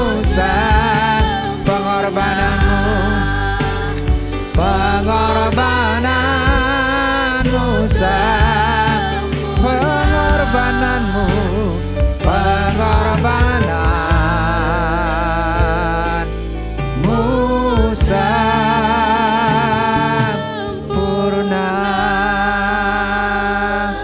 Sementara roti kita angkat di tangan kanan kita di atas kepala kita, kita merenungkan firman Tuhan sejenak. Firman Tuhan berkata, jadi barang siapa dengan cara yang tidak layak makan roti atau minum cawan Tuhan, ia berdosa terhadap tubuh dan darah Tuhan. Karena itu hendaklah tiap-tiap orang menguji dirinya sendiri, dan baru sesudah itu ia makan dan minum roti makan roti dan minum dari cawan itu.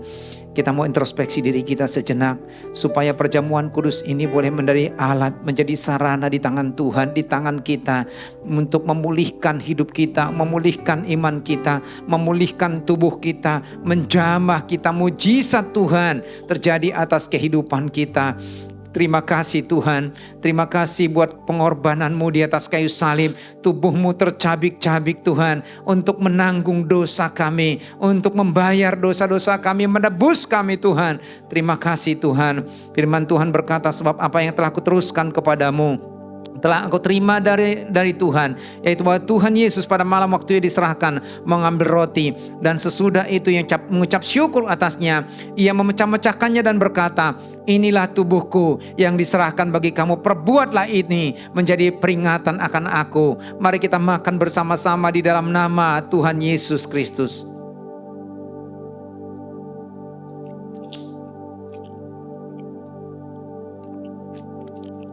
Kita pindahkan cawan di tangan kanan kita. Firman Tuhan berkata demikian juga, ia mengambil cawan sesudah makan, lalu berkata, cawan ini adalah perjanjian baru yang dimeteraikan oleh darahku. Perbuatlah ini setiap kali kamu minumnya, menjadi peringatan akan aku. Terima kasih Tuhan. Darah-Mu yang kudus telah menguduskan kami. Darah-Mu yang mahal telah membayar dosa-dosa kami. Engkau telah menebus kami. Terima kasih Tuhan. Melalui perjamuan kudus ini iman kami boleh dikuatkan kembali. Kebangunan rohani boleh terjadi atas kehidupan kami. Pemulihan boleh nyata kami alami dalam hidup kami pribadi lepas pribadi. Yang sakit Tuhan sembuhkan, yang susah Tuhan hiburkan, yang lemah Tuhan kuatkan, yang punya pergumulan dan beban hidup mereka akan dilepaskan, mendapatkan jalan keluar. Terima kasih Tuhan. Mari kita minum bersama-sama dalam nama Tuhan Yesus Kristus.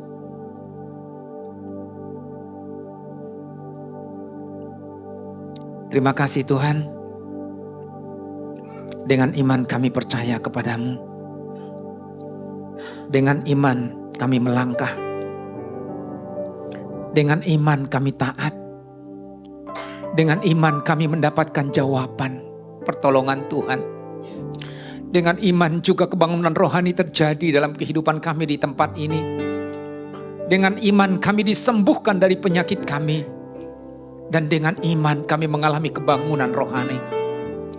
Sebagaimana Gideon mengalami kebangunan rohani, maka pada saat ini juga kami boleh mengalami pemulihan dan kebangunan dari Tuhan.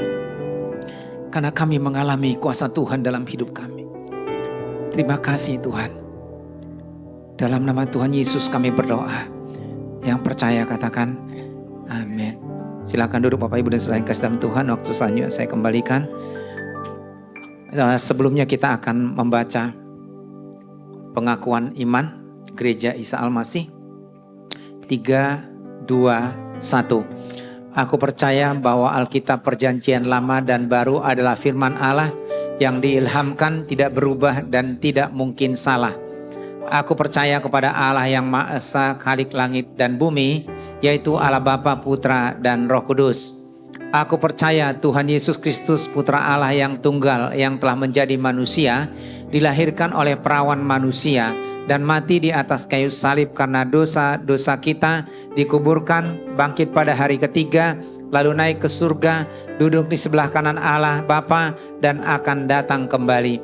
Aku percaya pada Roh Kudus dengan kepribadian dan pekerjaannya pada zaman ini. Aku percaya bahwa manusia telah berdosa, sebab itu harus bertobat dan percaya kepada Tuhan Yesus Kristus sebagai juru selamat pribadi untuk pengampunan dosa. Aku percaya bahwa baptisan air adalah perintah Tuhan Yesus Kristus dan bahwa cara pelaksanaan baptisan adalah secara selam.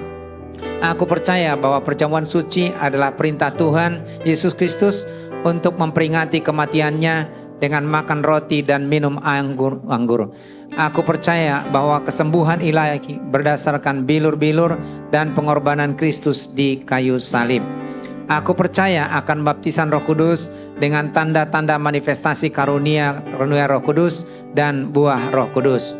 Aku percaya bangkitan kematian bagi orang percaya untuk kehidupan kekal dan bagi orang yang tidak percaya untuk penghukuman kekal. Aku percaya bahwa gereja pada hakikatnya adalah tubuh Kristus, merupakan kesatuan rohani orang-orang beriman yang menjadi garam dan terang di dunia ini dengan Tuhan Yesus Kristus sebagai kepala gereja. Aku percaya bahwa persepuluhan adalah milik Tuhan yang wajib kita kembalikan kepadanya. Tuhan Yesus memberkati.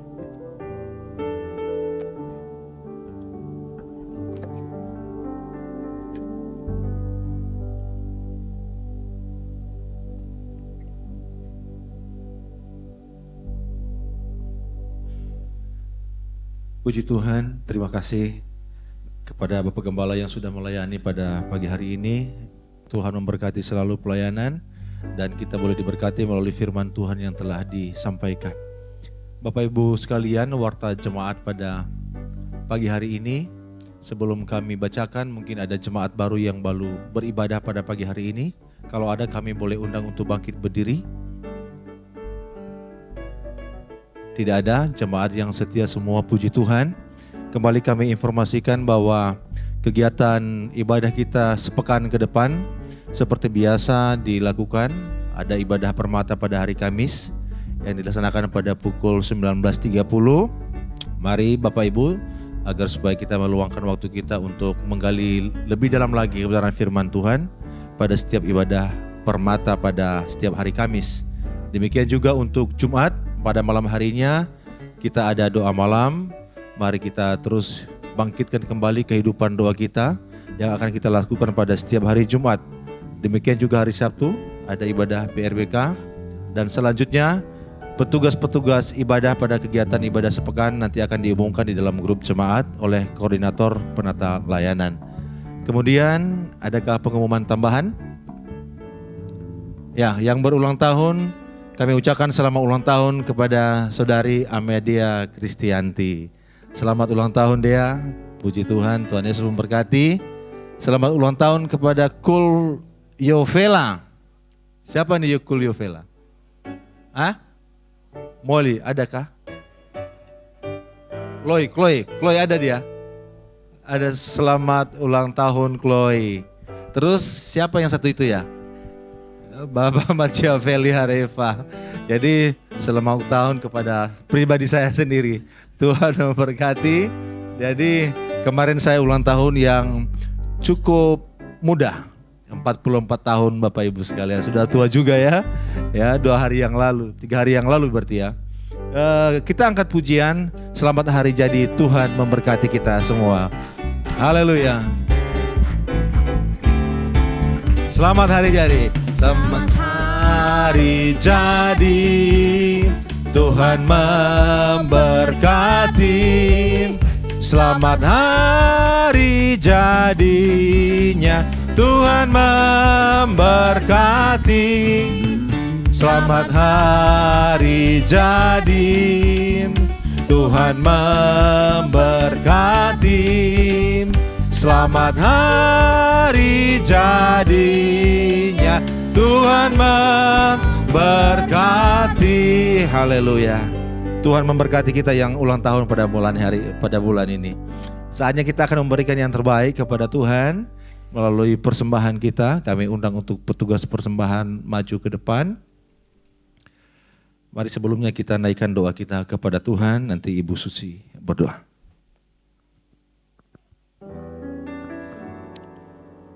Terima kasih ya Bapak, terima kasih Tuhan Yesus untuk berkat pagi ini ya Bapak, untuk berkat firman-Mu yang telah disampaikan oleh hamba-Mu. Dan jadikanlah firman-Mu yang telah disampaikan oleh hamba-Mu dapat menjadi berkat buat kami semua, dapat menjadi tuntunan buat kami, dapat menjadi terang buat kami dalam menjalani hidup kami semua ya Bapak. Berkati hamba-Mu yang telah menyampaikan firman-Mu ya Bapak. Berkati dalam pelayanannya, berkati dalam kesehatannya, dan berkati dalam keluarganya juga ya Bapak. Sebentar kami akan menyampaikan persembahan ya Bapak. Engkau berkati dan Engkau kuduskan ya Bapak. Terima kasih Tuhan Yesus. Haleluya, amin. Amin. Kita angkat pujian, kecaplah dan lihatlah.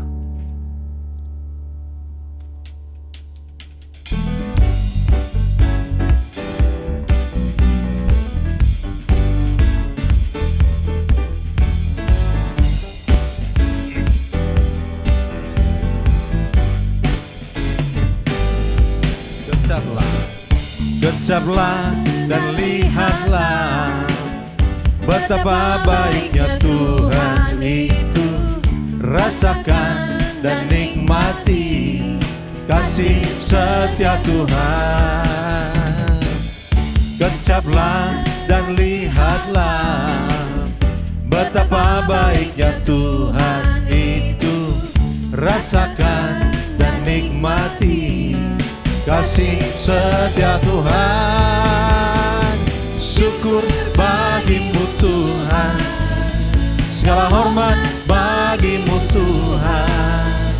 Allah yang mengasihiku, Allah yang memeliharaku. Syukur, syukur bagimu Tuhan, segala hormat bagimu Tuhan. Allah yang mengasihiku, Allah yang memeliharaku semua. Kecaplah dan lihatlah.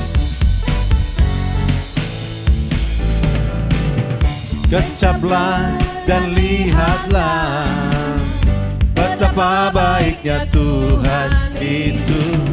Rasakan dan nikmati kasih setia Tuhan.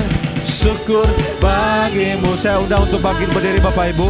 segala hormat bagimu Tuhan, Allah yang mengasihiku, Allah yang memeliharaku. Syukur, syukur bagimu Tuhan, segala hormat bagimu Tuhan. Terserah kepada hambanya yang mengasihiku, Allah yang memeliharaku selamanya, selamanya, selamanya. Kami percaya Tuhan, Engkau mengasihi kami selamanya dalam situasi dan keadaan apapun juga, karena kasih-Mu kekal dan kasih-Mu tidak pernah terukur dalam kehidupan kami, tidak sebanding dengan apa yang kami lakukan dan kami perbuat kepada Tuhan. Itu sebabnya Engkau selalu mengajar kami untuk sungguh-sungguh hidup benar dan setia kepada Tuhan, sehingga hidup kami dapat menyenangkan hati Tuhan. Kami bersyukur untuk anak-anak-Mu yang sudah melayani pada hari ini. Tuhan akan terus mengurapi mereka dalam setiap pelayanan mereka, memberkati mereka dalam pekerjaan, dalam keluarga, dan berkat-berkat Tuhan selalu nyatakan atas mereka. Kami juga bersyukur untuk semua jemaat yang sudah hadir, Kau yang akan terus memeliharakan mereka hari demi hari. Dalam setiap langkah mereka, Tuhan menyertai, Tuhan menopang, dan Tuhan membimbing mereka, bahkan mencukupkan apa yang mereka butuhkan dalam kehidupan mereka. Apabila saat ini ada yang sedang mengalami pergumulan, apapun itu bentuknya, lawat mereka, jamah mereka Tuhan. Mereka yang membutuhkan pekerjaan, Tuhan menyediakan. Mereka yang membutuhkan pasangan hidup, Tuhan akan mengirimkan. Mereka yang sedang mengalami beban pergumulan yang lain, nyatakan kuasa-Mu atas kehidupan mereka. Bahkan lebih daripada itu semua, kami, semua jemaat Tuhan semakin dalam mengasihi Engkau, mengenal Engkau, dan semakin bertumbuh dalam iman menuju kedewasaan di dalam Engkau Tuhan. Dan Engkau sendiri yang akan terus membimbing kami semakin hari semakin kuat dalam iman. Pakai kami boleh menjadi berkat bagi banyak orang, dan kami boleh ambil bagian dalam membangun kerajaan-Mu di tempat ini. Kami berdoa juga Tuhan buat anak-anak-Mu yang saat ini tidak hadir. Kau lawat mereka juga Tuhan. Apabila mereka sedang undur dari hadapan-Mu, bangkitkan kembali iman mereka sehingga roh mereka kembali menyala-nyala. Dan kami juga bersyukur untuk kebaktian Padang yang sudah kami laksanakan, semua boleh berjalan dengan lancar karena kemurahan kebaikan Tuhan. Kau berkati rekan-rekan panitia, bahkan semua yang terlibat di dalamnya. Engkau yang akan terus memakai mereka lebih lagi. Dan kami juga bersyukur untuk saudara kami yang berulang tahun pada minggu ini, baik untuk saudari Amadea, Bapak Feli, dan juga Chloe. Kau memberkati mereka, memberikan kesehatan, kekuatan, dan berkat Tuhan dilimpahkan dalam iman mereka, dalam perjalanan hidup mereka, dalam pekerjaan, bahkan dalam setiap langkah-langkah mereka. Dan mereka boleh juga semakin kuat di dalam Tuhan. Tuhan, kami juga tidak henti-hentinya berdoa buat bangsa dan negara kami di tengah-tengah situasi yang tidak menentu, baik secara politik, secara sosial, ekonomi, dan keamanan. Kami mohon Tuhan melawat bangsa ini. Tuhan menjamah para pemimpin kami dari pusat hingga daerah, supaya mereka bekerja dengan sungguh-sungguh, dengan jujur, dengan hati nurani yang murni, sehingga pemulihan boleh terjadi di tengah-tengah bangsa kami ini. Terima kasih Tuhan. Dan apabila saat ini kami akan meninggalkan tempat ini, kami mohon Tuhan memberkati kami. Jemaat yang dikasihi oleh Tuhan, angkatlah hatimu dan terimalah berkat Tuhan. Pulanglah dengan membawa berkat anugerah dan sejahtera dari Bapa, kasih setia dan kasih karunia dari Tuhan Yesus Kristus, serta kekuatan penghiburan dan penyertaan Roh Kudus nyata dalam kehidupan saudara dari saat ini sampai Maranatha Tuhan datang untuk yang kedua kalinya, bahkan sampai selama-lamanya. Amin.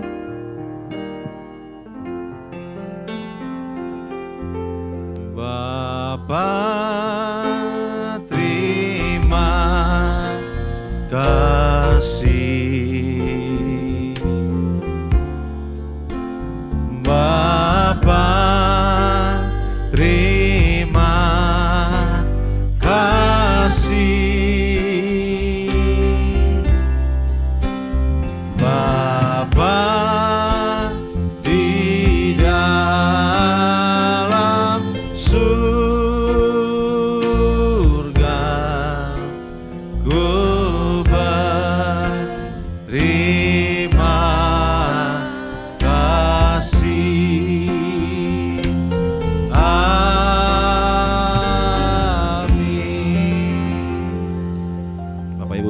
duduk bersaat teduh sejenak. Selamat hari Minggu. Tuhan Yesus memberkati.